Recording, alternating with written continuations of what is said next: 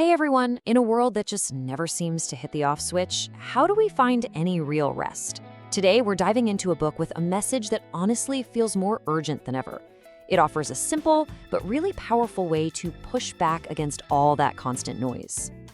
So, does this feel familiar to you? That feeling of just being constantly bombarded, pulled in a million different directions by notifications, emails, and just this endless stream of information? Yeah, you are definitely not alone in feeling that way. And this really gets to the heart of the conflict, doesn't it? On one side, you have what the book calls the culture of busyness. You know, the constant pings, the to-do lists that never end, our lives just dominated by screens. And on the other side is what we're all looking for, the promise of peace. And what that really means is genuine connection, actually being present in our own lives, and finding some kind of balance again. All right, so let's first dig into the problem that this book really tackles head-on, which is this world of noise that we all live in. The core idea here is pretty straightforward, but also kind of profound. It's this argument that because we're so dominated by screens, we've started to lose our connection to what's actually real. You know, our families, our friends, and maybe even our own quiet thoughts. But what if the answer isn't just to hustle harder or to optimize more?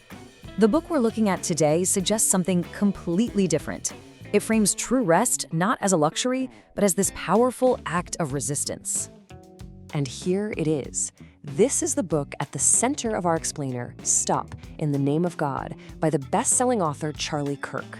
And it proposes a solution that is both ancient and, in our hyper-connected world, surprisingly radical.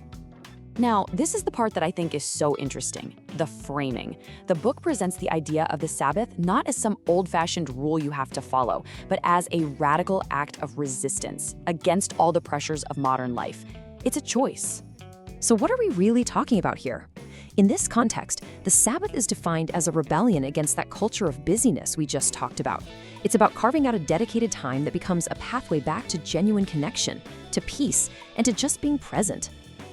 Okay, so if that's the what, how do you actually do it? Well, this next section from the source lays out a really clear path to peace.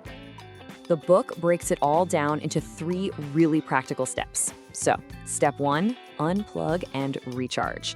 And that means intentionally putting the phone away, like maybe even in another room, to really, truly recharge. Step 2, you use that newfound quiet space to reconnect with what's most important, whether that's your faith, a deep conversation with your family, or just spending quality time with your community. And then step 3, you actively do things that nourish your soul.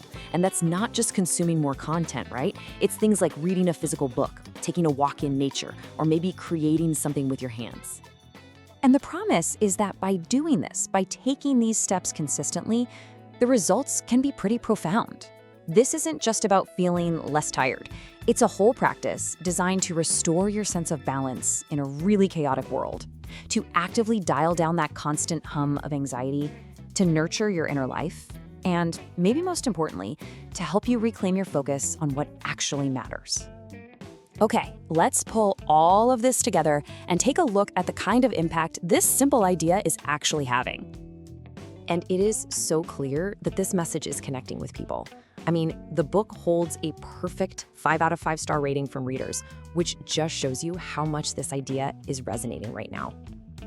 And it's not just the ratings. It also shot up to become a #1 bestseller. And to me, that really suggests there's this widespread hunger for this exact idea, for stepping back and finding true rest. This quote from the source, I think, just captures the whole heart of the book perfectly.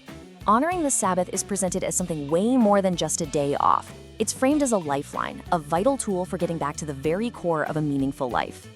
So, we'll end with this question for you to think about. If you had one day, a day that was truly protected from all the noise and demands of the world, what would you want to reclaim? The link to this book is in the video description.